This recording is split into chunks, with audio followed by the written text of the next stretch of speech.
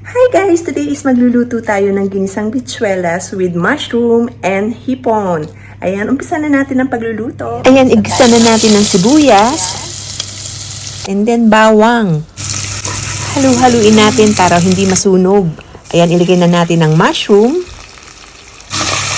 Ilagay na natin ang ating hipon. Ilagay natin ang patis. Ayan. Tamang panlasa. Lagyan natin ng konting tubig.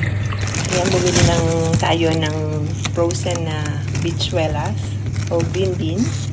Ayan, is malinis na siya. So, pwede na natin ilagay sa ating kasirola. Haluin lang natin. And then, takpan. Lagyan natin ng paminta. Ayan, lagyan natin ng kalahati lang na vegetable cubes